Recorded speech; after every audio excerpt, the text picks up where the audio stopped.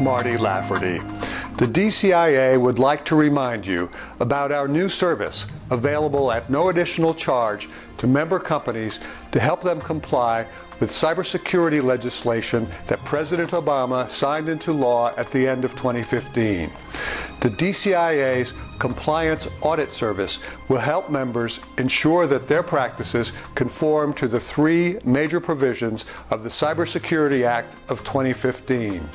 For the 10 years during which this law will be in effect, broadband network operators and internet service providers are authorized to monitor traffic, conduct defensive measures, and share information with others regarding threats to cybersecurity. As with previously enacted legislation addressing other aspects of distributed computing, there will be many questions about interpretation and therefore about specific practices. And that's where our new Compliance Audit Service will provide assistance.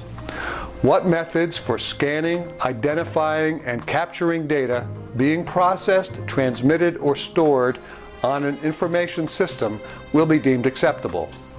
What cybersecurity threats or vulnerabilities can companies point to as reasons for protecting data systems, infrastructure, software, or the information itself?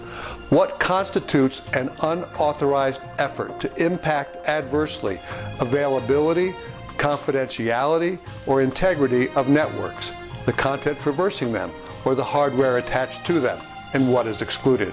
And in what ways does such surveillance to prevent abuse supersede countervailing state and federal laws?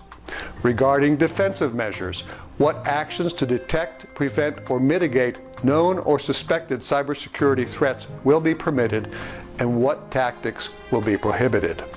And under data sharing, what authority is granted for exporting and importing cyber threat indicators, and what contextual information must be redacted? The new law is intended to increase the ability of network operators to advance cybersecurity protection in very meaningful ways, and to extend that protection to other parties. The measure offers several definitions of criteria for what qualifies as a malicious threat or pattern of such threats, but the challenge is to translate these into practical terms. For the Cybersecurity Act of 2015 to achieve its full potential, there is much to do in clarifying procedures and practices that the courts will deem permissible. We encourage you to contact the DCIA for help with compliance. Share wisely and take care.